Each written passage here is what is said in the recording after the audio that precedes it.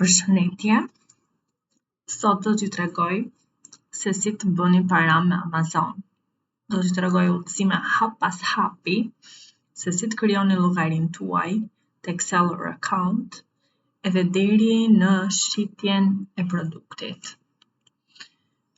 Së pari, ajo metoda që unë do t'ju demonstroj është Amazon FBA, Fulfillment by Amazon. Çfarë është kjo? Ajo që ju bën nëpërmjet kësaj metode, gjeni produkte në website me çmime të lira, për shembull AliExpress ose Alibaba, dhe i shisni ato në Amazon. E bukur e kësaj metode është se ju nuk merrni me dërgimin e mallit të klientit apo paketimin. Ajo që ju bëni është zgjidhni një produkt ke Alibaba dhe më pas e porosisni një sasi për atë produkt dhe dërgimin e bëni ke magazinat e Amazon, në varësi se ku ju doni të shisni. Kjo metodë nuk praktikohet në Shqipëri, pra tregu i shitjes me këtë metodë nuk synohet të jetë Shqipëria, por mund fokusoheni për shembull në Europë. Gjeni magazinat në Europë të Amazon dhe t'i dërgoni produktet atje. Me gjithë dërgimin, me shërbimin e klientelës produkteve, merret Amazon. Ajo që ju duhet kujdeseni është të keni gjendje që gjithë kohës në inventar. Çfarë duhet të keni kujdes? Më e rëndësishmja është të dini të zgjidhni produktin e duhur. Duhet patjetër që të bëni kërkim tregu në produktet që ofrohen në Amazon nga shitës të tjerë. Dhe ajo që unë rekomandoj është që të zgjidhni ato produkte që kanë më pak shitës, por ndërkohë kanë shumë kërkesë në treg. Mos selektoni produktet që kanë konkurrencë të lartë, pasi do duhet që të keni shitur, të keni marrë disa reviews në mënyrë që të dilni në faqet e para të Amazon. Derisa të arrini në atë pikë, do keni harxuar shumë para. Një tjetër element që duhet keni kujdes është siguroni që ai produkt ka cilësinë dhe parametrat e duhura. Siç thash, inventari duhet i gjithmonë gjendje, edhe marketingu pasaj për të tërhequr sa më shumë trafik në profilin tuaj në Amazon. Si fillim, do krijoni llogarinë si Amazon seller, do ju tregoj pak më vonë se ku duhet të futeni. Është një proces shumë i thjeshtë. Por ajo që unë dua të theksoj është që duhet patjetër të bëni një studim tregu për produktin që doni të shisni. Kjo është një nga pjesët më të rëndësishme të nxit procesit. Po ashtu është dhe pjesa më e lodhshme dhe më sfiduese. Hapi tjetër është gjetja e furnitorëve për produktin, që tashmë e zgjodhet nga studimi i tregu që do bëni. Është thelbësore që siguroni që keni gjetur furnitor të besueshëm, i cili normalisht do t'ju furnizojnë produkte cilësore.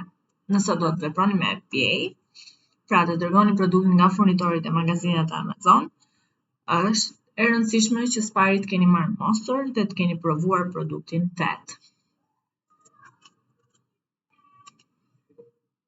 Çfarë duhet të bëni që të keni sukses? Së pari fokusoni në një kategori dhe specializohuni aty. Pra do të shisni pajisje elektronike. Mos u përpiqni të shisni edhe rroba. Domethënë do të jetë shumë e komplikuar. Qëndroni në një nish, pra në një kategori, në një linjë produkti. Vendosni një objektiv vjetor për të kuptuar se sa mall edhe atë objektiv vjetor ndahen në mujor dhe ditor, për të kuptuar sa kapitali fillestar keni nevojë dhe çfarë niveli shitjes duhet të arrini për të arritur objektivin vjetor.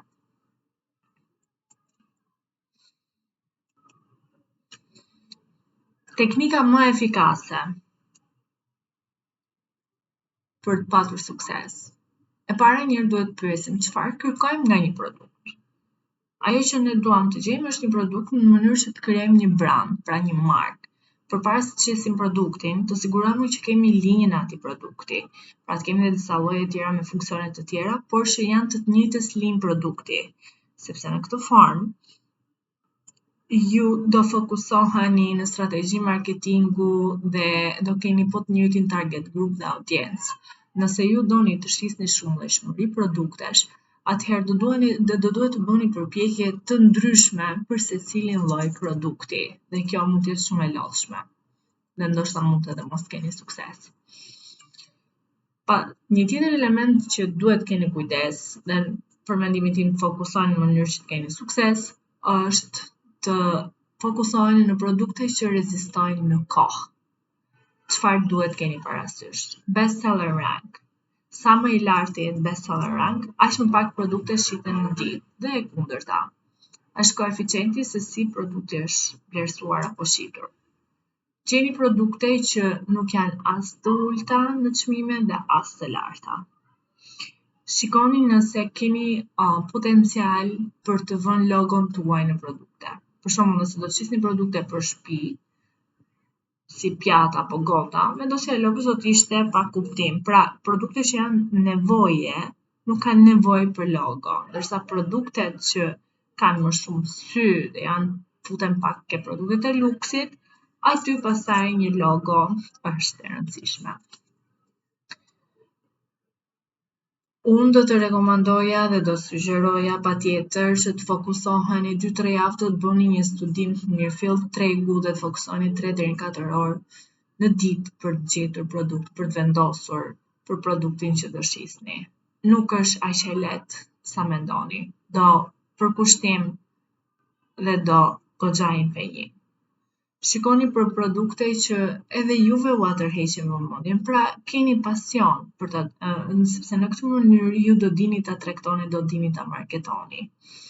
Dhe në çdo kërkim tregu që bëni për produktet, gjatë këtyre 2-3 javëve, krijoni një database dhe listojini ato edhe vendosni të gjitha elementet e tregut që juve ju kanë tërhequr vëmendjen. Hapi tjetër se gjeni furnitor nga Kina, duke përdorur Alibaba.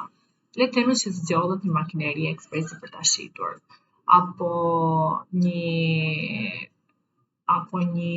air, këto që përdoren për ajrin.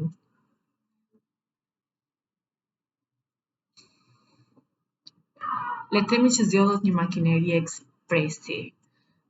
Të duhet kontaktoni furnitorët nëpërmjet website-it të Alibabas në mënyrë që të informoni për koston për njësi, minimumin e sasisë që ju mund të bleni dhe kohën e mbërritjes në Amazon. Pasi keni kontaktuar me furnitorin, gjithmonë kërkoni mostra në adresën tuaj.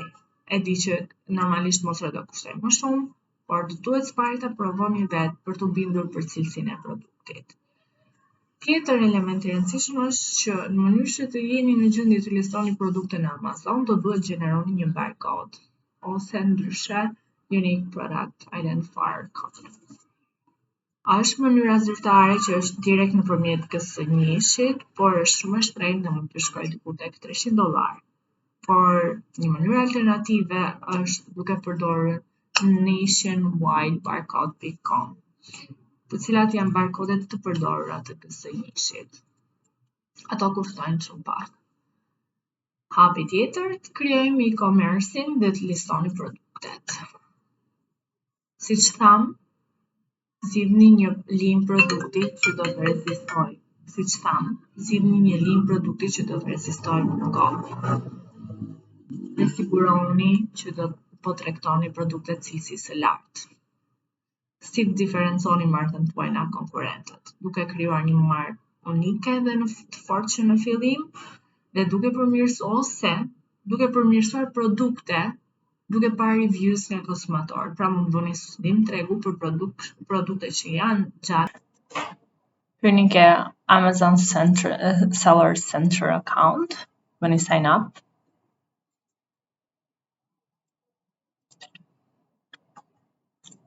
Plotësoni të gjitha hapat.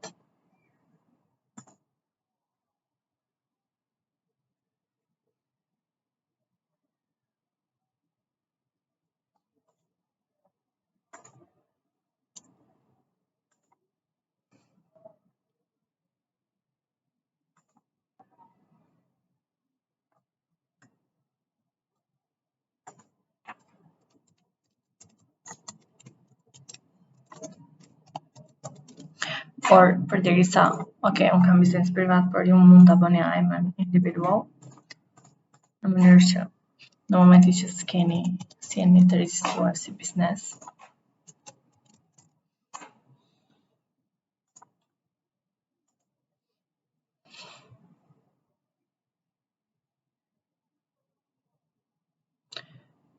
por në momentin që do gjeneroni shitje nëpërmjet Amazon, është mirë që të hapni një biznesi në Shqipëri.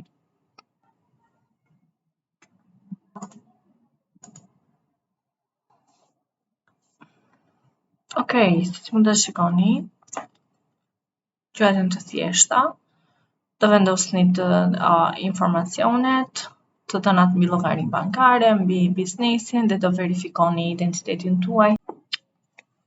Kjo është mënyra më e lirë për të marrë një barkod, pasi nëse shkoni me metodën zyrtare të Amazon do ju kushtoj gati $300 si fillim, kështu që si fillim për mendimin tim qëndroni me këtë sepse edhe nuk është aq legjitim, por ka provuar që nuk ka funksionuar me pak fjalë, ka funksionuar në Amazon. Njerëzit kanë operuar me këtë. Atëherë, nationwide barcode, siguroni që është barcode dhe jo barcodes, jo me s në fund, pasi ju drejton në një website tjetër. Siguroni që keni hyrë te ky website. Edhe këtu keni çmimet, nëse porosisni një barkod për një listë produktesh, e keni $12, nëse do fusni 5 lloje produktesh në listë, çmimi për një produkt shkon $4.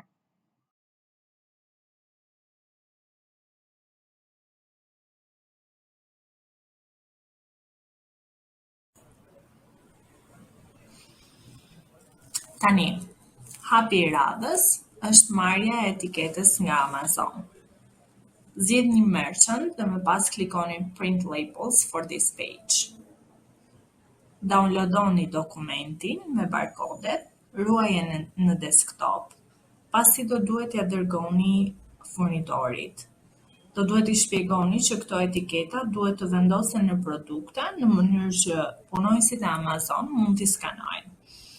Varësisht shtetit që do zgjidhni për të bërë tregti, për të bërë shitje dhe magazinat që do dërgoni, ju tregohet lista e adresave të magazinave të Amazon në atë shtet.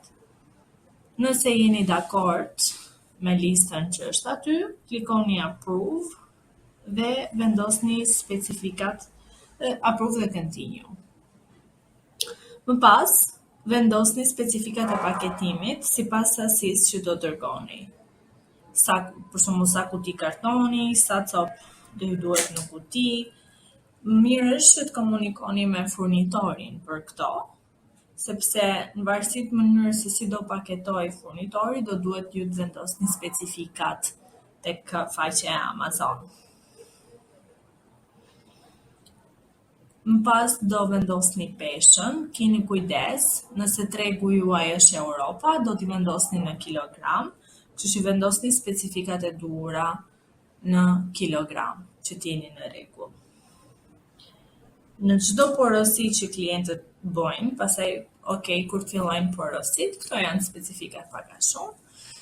Kur të fillojnë porosit, në çdo porosi që ju bëjnë klientët, është mirë që të dërgoni email për të marrë review nga ata.